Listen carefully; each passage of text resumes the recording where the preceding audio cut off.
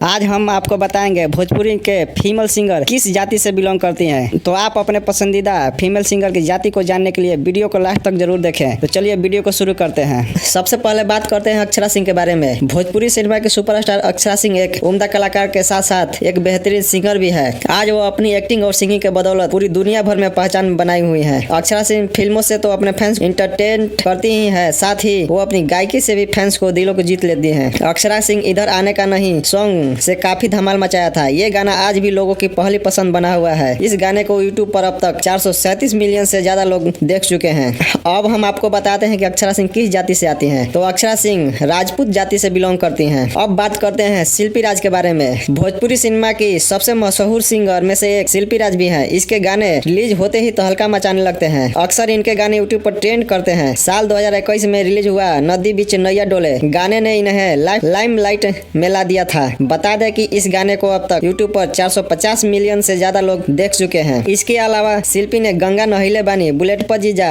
पिया जनू जई है, कलकतिया जैसे सुपरहिट सॉन्ग दिए हैं। शिल्पी राज ऐसी कलाकार हैं जो अकेले गाना अपने दम पे ट्रेंड करा सकती हैं। अब बात करते हैं शिल्पी राज की कास्ट के बारे में। तो शिल्पी राज राजभर जाति से आती हैं। अब बात करते हैं प्रियंका सिंह के बारे में। भोजपुरी सिनेमा में सिंगर प्रियंका सिंह भी एक बड़ा नाम है। आज इनकी गायकी को लाखों करोड़ों लोग दीवाने हैं। गाना छलकता हमरो जवानिया ए राजा से प्रियंका को खूब लोकप्रियता मिली थी, जिसके बाद वो इंडस्ट्री में आगे बढ़ती चली गई। आज प्रियंका अपने छोटे से करियर में बड़ी उपलब्धि हासिल कर चुकी है। इनके सुपरहिट गाने की लिस्ट देखे तो तुम सा कोई प्यारा, दूसर दुआर, दूगो रखले बानी, गोरिया, चाल तोहर मतवाली जैसे कई गाने शामिल है। वहीं प्रियंका सिंह की जाति की बात करें तो ये राजपूत जाति से बिलोंग करती हैं। अब बात करते हैं अंतरा सिंह प्रियंका के बारे में। अंतरा सिंह प्रियंका भी भोजपुरी इंडस्ट्री की जानी मानी सिंगर रही है। शिल्पी राज के आने से पहले भोजपुरी में फीमेल सिंगर में अंतरा सिंह प्रियंका का एक तरफा राज हुआ करता था। आज इनको भोजपुरी सिनेमा में अच्छी खासी पहचान मिल चुकी है। इनके गाने फैंस के जुआ पर छाए रहते हैं। अंतरा सिंह का सबसे सुपरहिट सॉन्ग जिसको फैंस ने खूब पसंद किया। इनके सुपरहिट सॉन्ग की बात करें तो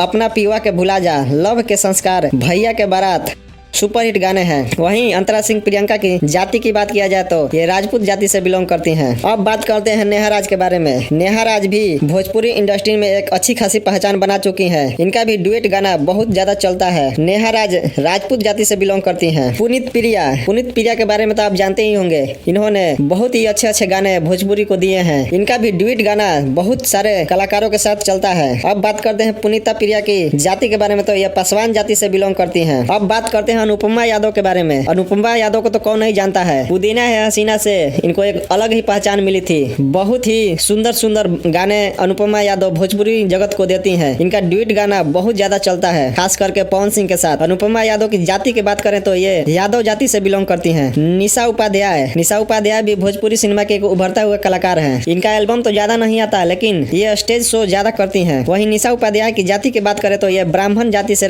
बिलोंग करती है। अब बात करते हैं निशा दुबे के बारे में। निशा दुबे कल्लू के शुरुआती दौर से ही इनके साथ इनका डुएट गाना आता था। पहले ये डांसर हुआ करती थी, लेकिन कल्लू के साथ इनका खूब गाना भी चला था। वहीं बात करें इनकी जाति के बारे में तो निशा दुबे ब्राह्मण जाति से बिलोंग करती हैं। तो कैसा लगा वीडियो आपको कमेंट करके बताएं। आप किस जाति से बिलोंग करते हैं कमेंट करके बताएं। इस वीडियो का मकसद जातिवाद फैलाना नहीं है, बल्कि आपके पसंदीदा सिंगर के जाति को बताना है। तो कृपया जातिवाद ना करें। वीडियो अच्छा लगा हो तो लाइक करें। चैनल पर नए हैं तो चैनल को सब्सक्राइब जरूर करें। मिलते हैं अगली वीडियो में। धन्यवाद।